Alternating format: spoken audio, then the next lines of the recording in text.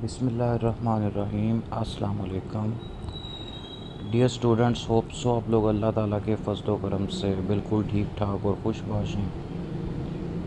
तो dear students, आज हम अपना रेप्टाइल्स वाला चैप्टर कंप्लीट करेंगे और इसका last topic further phylogenetic considerations in reptiles, इसको डिस्कस करेंगे। एक छोटा सा लेक्चर है और यहाँ पे हमारा ये चैप्टर कंप्लीट हो जाएगा।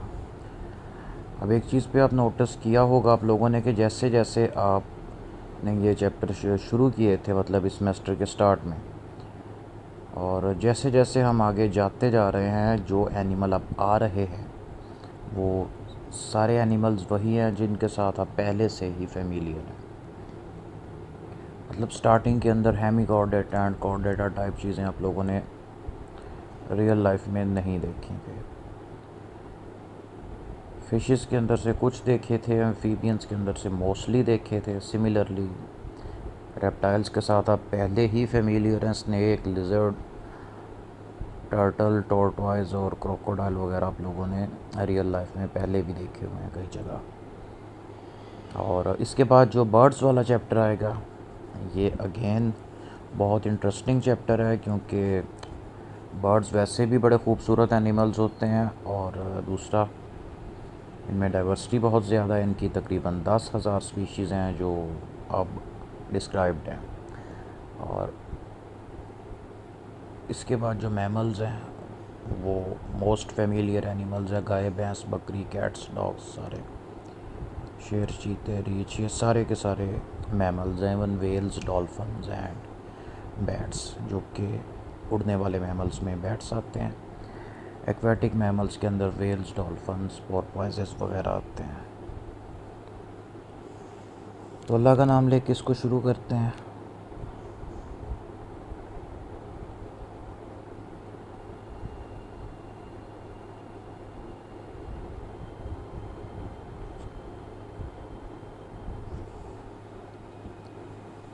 अच्छा जी, तो फर्स्ट ऑफ ऑल जो आर्कोसार और साइनेप्सिड लीनिएज है, जो कदीम रेप्टाइल से स्टार्ट हुई थी और इससे आगे फिर जाकर दो बनी, तो ये प्रोसेस जो एस्टिमेटेड है ये आज से 280 मिलियन ईयर्स यानी कि 28 करोड़ साल पहले का है।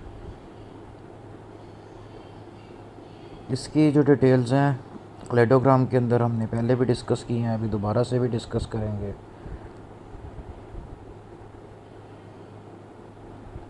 तो इसके अंदर जो एक मेन चीज़ है जो हमने इस चैप्टर के स्टार्ट में भी बेटा डिस्कस की थी, यहाँ पे दोबारा है, यानी कि इसी की ये जो लास्ट वाली लाइन है, यानी कि जो आर्कोसॉर वाली लीनिएज थी, एक तो इसमें आगे जाके डायनासोर बने, क्रोकोडाइल बने, और इसके अलावा फ्लायर्स यानी कि उड़ने वाले एनिमल्स के भी दो ग्रुप्स बने। अच्छा, ये बेटा इसका क्लेडोग्राम है। अब इसके क्लेडोग्राम को भी हम डिटेल से डिस्कस करते हैं, इसके अंदर क्या है और कैसे है, और बाकी इसमें सारी चीज़ें। पिछले चैप्टर की तरह से ये जो नीचे गोल दायरा ग्रीन कलर से बना हुआ है, इसका मतलब ये है कि ये एक शुरुआती ग्रुप है, जिससे ये जो लाइंस ये वाली और ये वाली, ये वाली, ये वाली, ये इससे बनने वाले ग्रुप्स हैं। हर लाइन एक बॉक्स तक जाती है, बॉक्स के ऊपर उसका नाम लिखा है, ये वो ग्रुप है जो इस पेरेंट ग्रुप से बना है। जहाँ पे ग्रीन लाइन डाइवर्ज करके इससे अगली छोटी ग्रीन लाइंस निकलती हैं, ये इसके सब ग्रुप्स हैं। और ये जो लिखे हुए हैं साइडों पे ये वाले, ये वो करैक्टर्स हैं जो हर अलग-अलग लीनिएज में पाए जाते हैं और दूसरी लीनिएज के अंदर नहीं है। तो हम इसको सबसे लेफ़्ट से देखना शुरू करते हैं। ये जो पहला ग्रुप इसके अंदर से अलहदा हो रहा है, पहला इसमें जो करैक्टर इंक्लूड हुआ एनैप्सिड स्कल, यानी कि स्कल का स्ट्रक्चर इसमें डिफरेंट हो गया। दूसरा करैक्टर प्लेस्ट्रॉन और कैरापेस बने और इसकी डर्मल बोन्स उसके साथ अटैच हो गई, और इस तरह से इसका जो आउटर शेल है इसके स्केलेटन का ही एक पार्ट बन गया।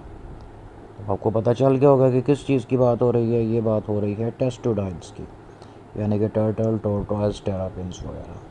ये सारे ग्रुप को एनेप्सिडा कहा जाता है और इसके मेंबर्स के अंदर टेस्टोडाइन्स आते हैं यानी कि कछुए, ये इनके यूनिक कैरेक्टर्स हैं। सिमिलरली अब ये जो दूसरी लाइन है ये वाले,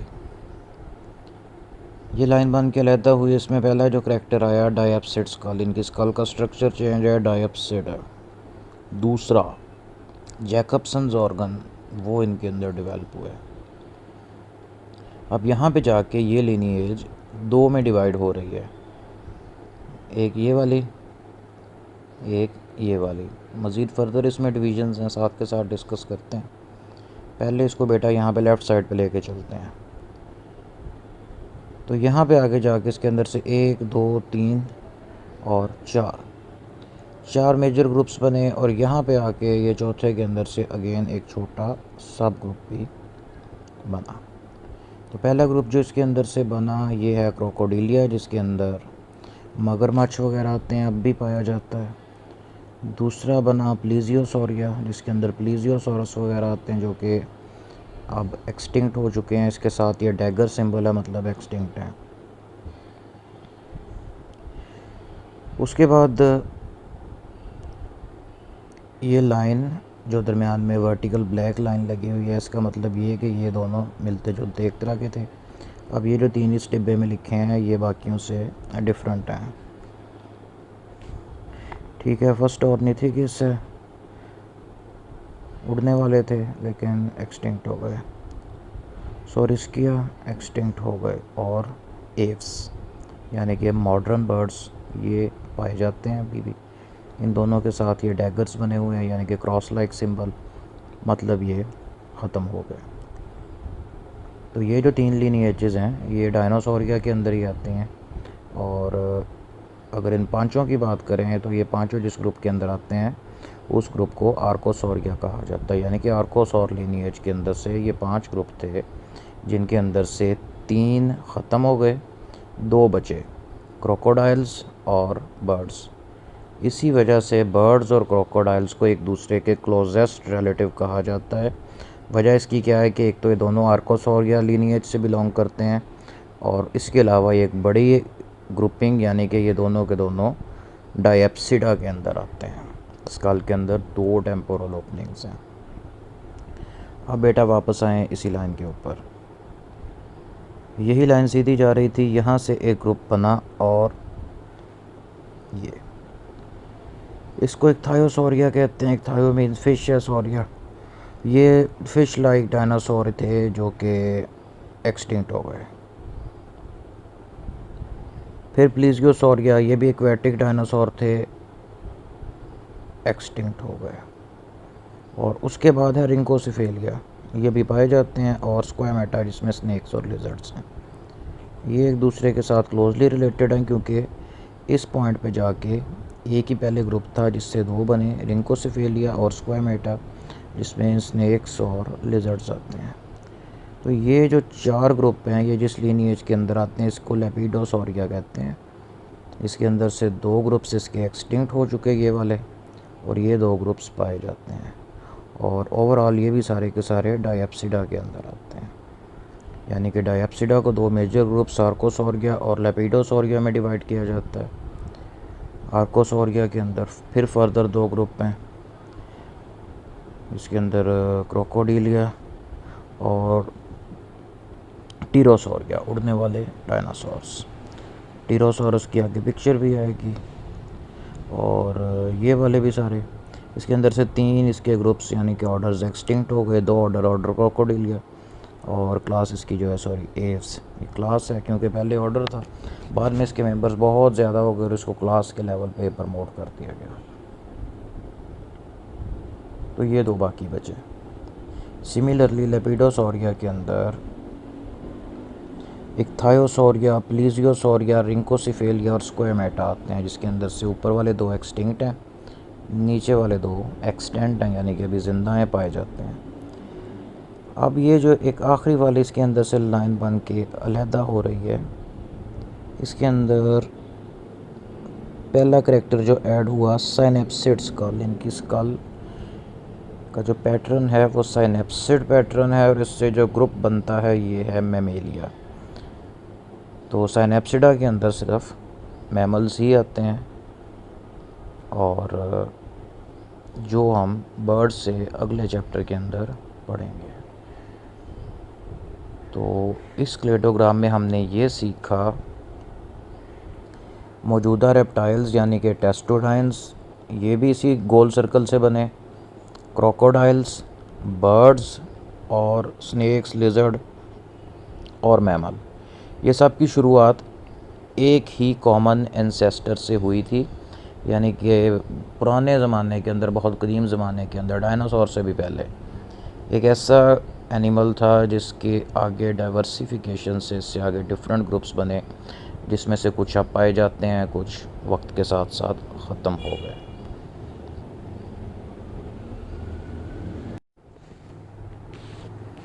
ओप्सो क्लेडोग्राम वाला ये टॉपिक आपको समझ आ गया होगा बेटा। इसको एक दफ़ा, दो दफ़ा, तीन दफ़ा वीडियो को देख लीजिए, क्योंकि मैंने आप लोगों को ये बड़ा एलेबोरेटली और सिंपल वर्ड्स में बताया।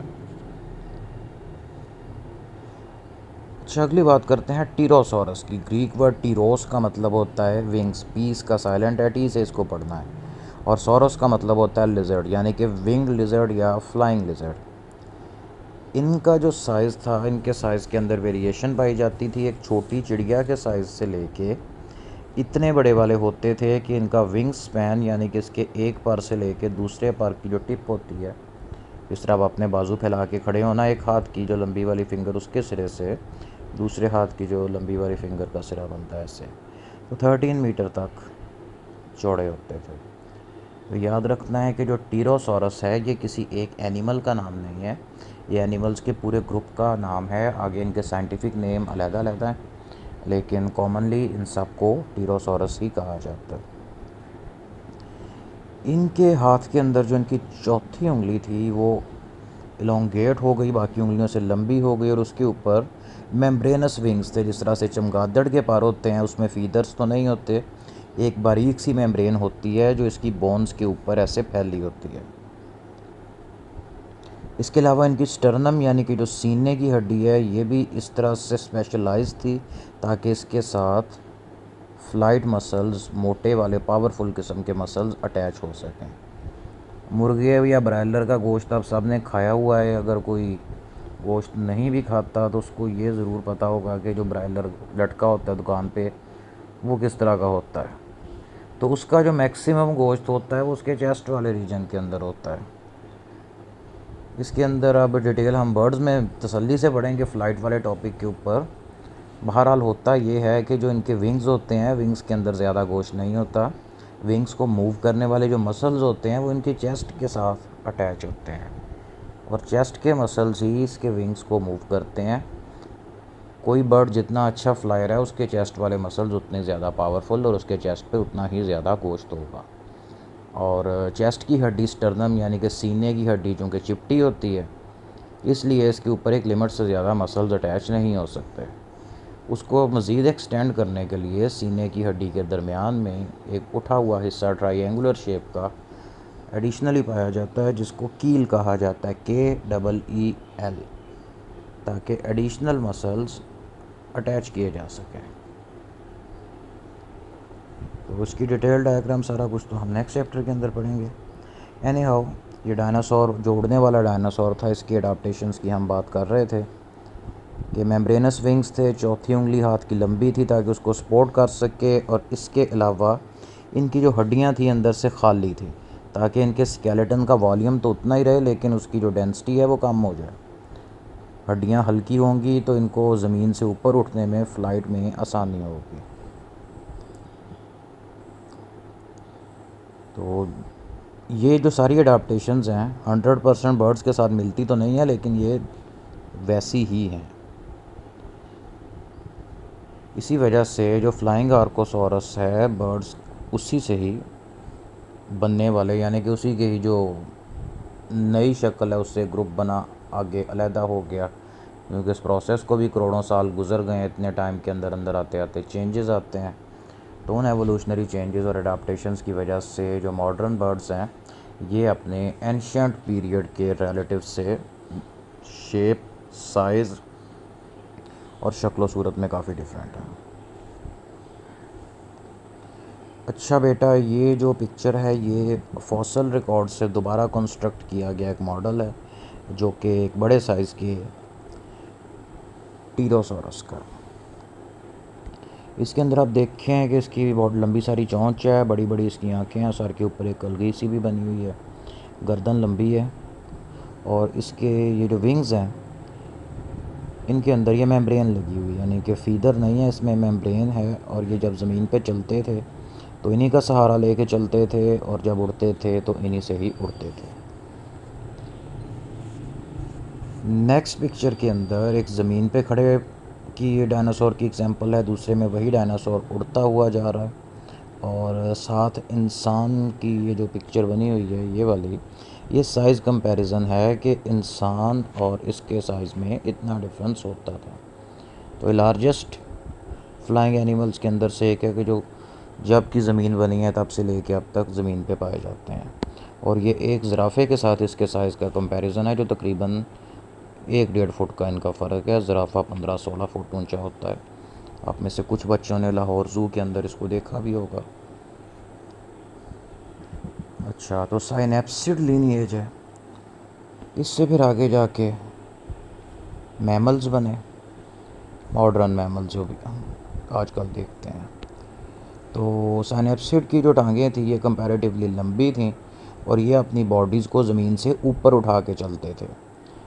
ये बात अपने माइंड में आप लोगों ने रखनी है, आगे हम इसको फिर से डिस्कस करेंगे नेक्स्ट चैप्टर में। और जब हम पीछे रेप्टाइल्स में लोकोमोशन पढ़ रहे थे तब मैंने आपको बताया था कि जो रेप्टाइल्स होते हैं इनकी टांगें छोटी होती हैं, बॉडी की साइड्स पे लगी होती हैं। जब वो रेस्टिंग पोजीशन में होते हैं तो उनका पेट ज़मीन के साथ या जिस चीज़ पे भी वो बैठे हैं उसके साथ टच कर रहा होता है। और जब उन्होंने चलना होता है पहले अपनी बॉडी को ज़मीन से ऊपर उठाते हैं, फिर आगे चलते हैं, फिर बैठ जाते हैं। लेकिन इनमें ऐसे नहीं है। इसके अलावा इनके अंदर हेट्रोडेंटिशन पाई जाती है, यानी कि इनके जो टीथ होते हैं एक ही शेप और साइज़ के नहीं, अलग-अलग तरह के थे।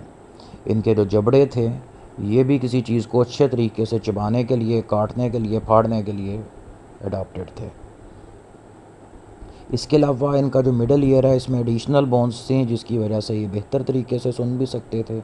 ये और जो दूसरे मैमल की तरह के करैक्टरिस्टिक्स थे ये कार्बोनीफेरस और ट्राइएसिक पीरियड के दरमियान में कहीं किसी दौर में आके इनमें डेवलप हुए हैं। और जिसके अंदर से जो सबसे इम्पोर्टेंट करैक्टर था वो इम्पोर्टेंट करैक्टर था एंडोथर्मी, एंडोथर्म होना और होमियोथर्म होना।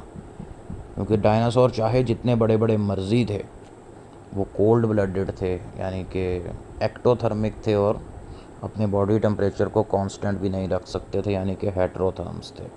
ये उनकी एक्सटिंक्शन के अंदर बहुत इम्पोर्टेंट रोल प्ले करने वाले फीचर्स में से एक है। और ये एक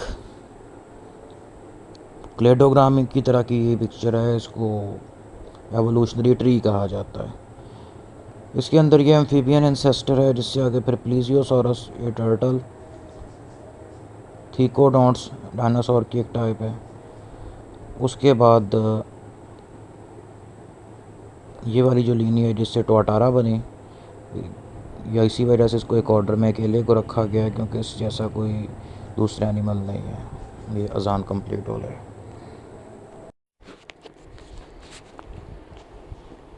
अच्छा बेटा, ये जो आपके सामने डायग्राम है इसको एवोल्यूशनरी ट्री कहा जाता है। ये भी क्लेडोग्राम की तरह की ही होती है, और इसका काम ये होता है कि ये हमें ये बताती है कि जो डिफरेंट एनिमल्स हैं इसमें से मौजूदा एनिमल्स के एंसेस्टर कौन है, उनके एंसेस्टर कौन है और उनके एंसेस्टर कौन है, यानी कि कौन सा एनिमल किस एनिमल से आगे बना है। तो ये वही चीज़ है जो हम अभी कुछ देर पहले क्लेडोग्राम के अंदर डिस्कस कर रहे थे, ये सेम वही है, सिर्फ पिक्चर्स के साथ है। तो मैं आपको ये एक्सप्लेन करता हूँ और इसमें से सबकी डिस्क्रिप्शन भी आपको दे देता हूँ ताकि आप लोगों का कॉन्सेप्ट क्लियर हो जाए। अच्छा बेटा, ये जो सबसे नीचे डायग्राम बना में है ना डायनासोर, जिसको एम्फीबियन एंसेस्टर कहा जाता है, तो ये वही 4 टांगों वाला लिजर्ड लाइक एनिमल है जिसके बारे में कहा जाता है कि यही मॉडर्न एम्फीबियंस, रेप्टाइल्स और रेप्टाइल से फिर आगे बनने वाले सभी ग्रुप्स का एंसेस्टर है। अच्छा, अब देखें कि इसके अंदर से ये एक लाइन बन के अलहदा हो गई। ये जो लीनिएज है ग्रुप यानी कि इससे बन के अलहदा हुआ, लीनिएज का मतलब भी ग्रुप ही होता है। इसके अंदर आते हैं टेस्टोडाइंस यानी कि कछुए हर तरह के। दूसरा ग्रुप जो इससे बन के अलहदा हुआ ये है प्लीजियोसॉर्स का। ये प्लीजियोसॉर्स बना हुआ है, ये साइज़ में काफ़ी बड़ा 4 लिम्स वाला एक डायनासोर था जो पानी के अंदर रहता था। इसकी गर्दन ऐसे बहुत पतली लंबी थी, इसकी टेल भी पीछे, और इसके 4 लिम्स थे जो कि चप्पू की तरह के या फ्लिपर की लाइक थे, जिनसे पानी में तैरता था और पानी में मौजूद फिशेस वगैरह को पकड़ के खाया करता था। तो 50 से 65 फीट तक इसका एवरेज साइज़ था। कुछ इसके बड़े स्पेसिमन्स भी रिकॉर्डेड हैं जो इससे बड़े थे। और वो जो फेमस जिसको लॉक नेस मॉन्स्टर कहा जाता है उसके बारे में भी यही कहते हैं कि ये कोई प्लीजियोसॉरस ही है जो कि इसी तरह से बच गया और आज भी पाया जाता है। खैर, ज़्यादा टॉपिक है। उसके बाद बेटा इसको राइट साइड पे देखें, ये एक लीनिएज बन रही है जिसके अंदर सबसे पहला जो एनिमल बन के पैदा हो रहा है ये है प्लेकीसॉरस। 4 टांगों वाला लिजर्ड लाइक रेप्टाइल था जिसकी कमर के ऊपर ये एक शील्ड की तरह से उठा हुआ पोर्शन था। इसका जो काम था, इनके अंदर जो बॉडी में थर्मो रेगुलेशन का प्रोसेस है, यानी कि धूप सेकने के दौरान टेम्परेचर को कंट्रोल करना, उसके अंदर ये यूज़ होता था। इस शील्ड की वजह से इनकी बॉडी का सरफेस एरिया ज़्यादा हो जाता था, इस वजह से ये बेहतर तरीके पे कम टाइम के अंदर सूरज की ज़्यादा रोशनी एब्जॉर्ब कर सकते थे। अच्छा, इसी से फिर आगे जाके एक अगला ग्रुप बना जिसका नाम था थेरेप्सिडा, और इसके मेंबर्स को थेरेप्सिड्स कहा जाता था। अब ये एक थेरेप्सिड की डायग्राम आपके सामने है। एक चीज़ पे गौर करें कि ये भी एक नीचे भी रेप्टाइल बना है, एक ये प्लेकीसॉरस भी बना हुआ है, एक ये थेरेप्सिड है।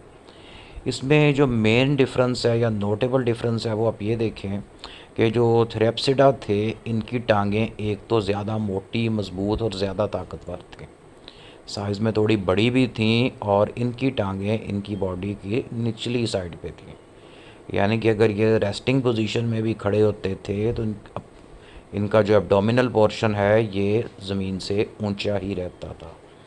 तो थेरेप्सिड का वैसे भी मतलब होता है कि इस तरह का 4 टांगों वाला जानवर जिसकी टांगें और बॉडी की जो फिज़ीक अच्छी खासी सेहतमंद और मज़बूत होती है।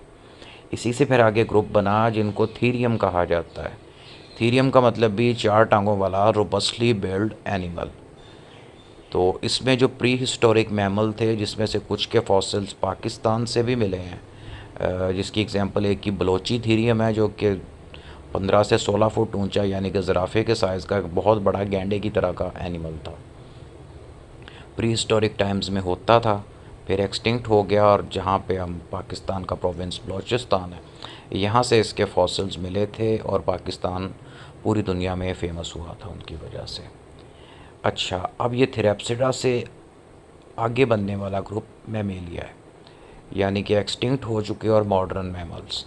ये जो एक लाइन और ऊपर जाके इसकी आगे से कई ब्रांचेस बन जाती हैं, इसका मतलब ये है कि मैमल्स के मौजूदा ग्रुप्स बहुत सारे हैं।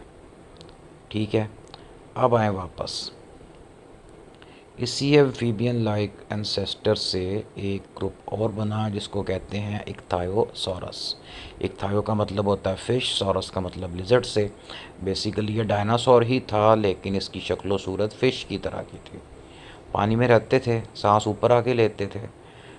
आगे स्नाउट वाला पोर्शन जो डॉल्फिन की तरह का, इसके अंदर बड़े तेज़ इसके दांत होते थे जिससे ये दूसरे एक्वेटिक डायनासोर या एक्वेटिक एनिमल्स, फिशेस वगैरह को पकड़ के खाया करते थे। अब इससे आगे कोई ग्रुप नहीं बन रहा, ये भी यहाँ पे ख़त्म है। उसके बाद ये प्लेकीसॉर से भी नीचे वाले से कोई नहीं बना, ये भी ख़त्म है। प्लीजियोसॉरस से कोई ग्रुप नहीं बना, आगे ख़त्म है।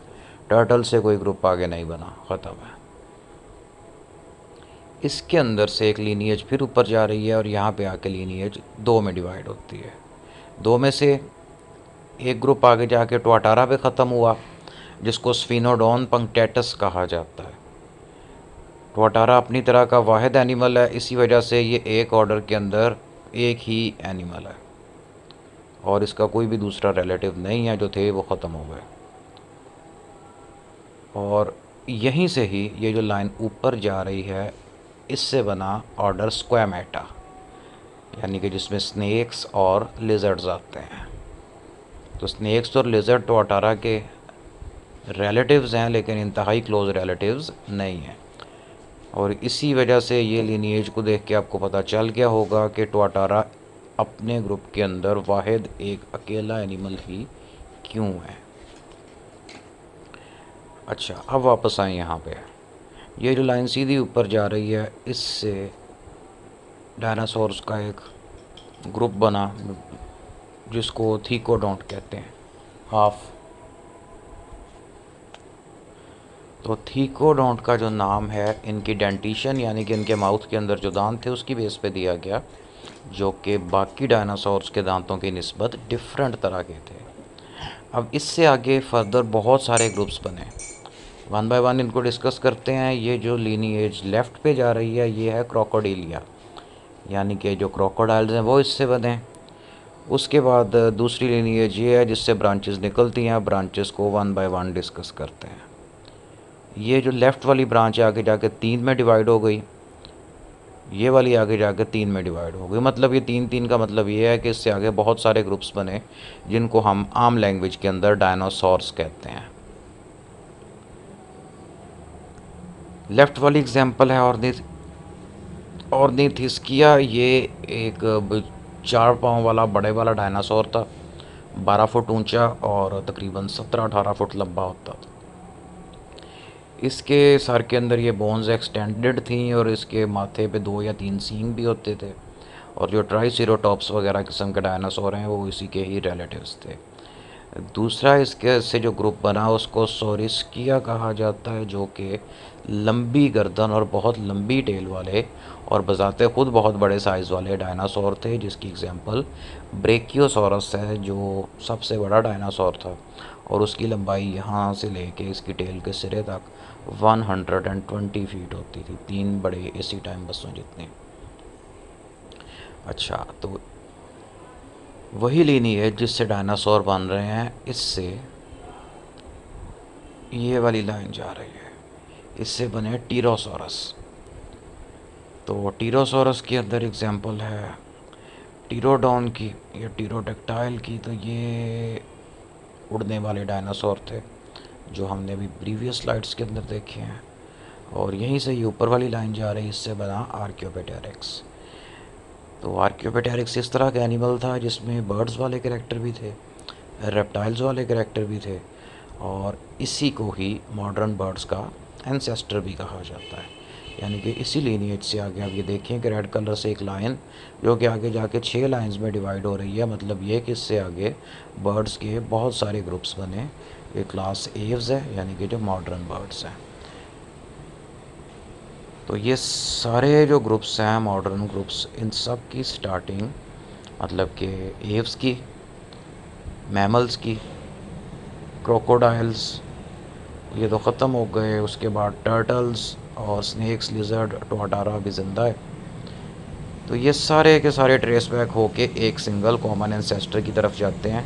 और यही जो सिंगल कॉमन एंसेस्टर ये वही है जिसको क्लेडोग्राम के अंदर ग्रीन कलर के गोल दायरे से शो किया गया था।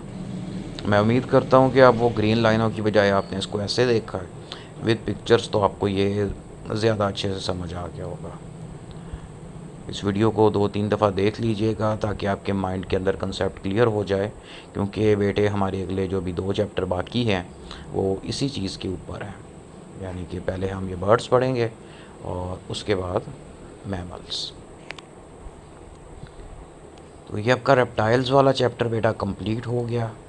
इससे रिलेटेड अगर किसी बच्चे का कोई क्वेश्चन है, किसी चीज़ की नहीं समझ लगी, तो वो आप मेरे से पूछ सकते हैं। और आज रात घर वापस आने पे मैं आपको इस चैप्टर के जो MCQs हैं वो भी सेंड कर दूंगा, और जो चीज़ें मैंने आपको आपकी बुक पे भी अंडरलाइन करवाई उनको भी पढ़ लीजिएगा और उन MCQs को भी पढ़ लीजिएगा, ताकि ऑनलाइन पेपर के लिए आपकी अच्छे से तैयारी हो जाए। मज़ीद मुझे जहाँ से कोई भी हेल्पिंग मटेरियल मिलेगा मैं आप लोगों को साथ के साथ प्रोवाइड कर दूँगा। और मैं आपको 5-6 वीडियोज़ आज सुबह में सेंड की थी, वो वीडियोज़ वही हैं जो ड्यूरिंग लेक्चर्स और ड्यूरिंग स्लाइड्स आपको बताया था कि मैं बाद में सेंड कर दूँगा। और उनको भी देख लीजिएगा। इसके अंदर एक एक गिरगिट कलर कैसे बदलता है और उसका मैकेनिज़्म क्या है। दूसरा, सांप की वो जो स्कल और जॉज़ की शेप है उसकी वजह से वो अपने बॉडी के डायमीटर से बड़े शिकार को कैसे निकल जाता है। तो thank you very much dear students. Allah हाफिज़।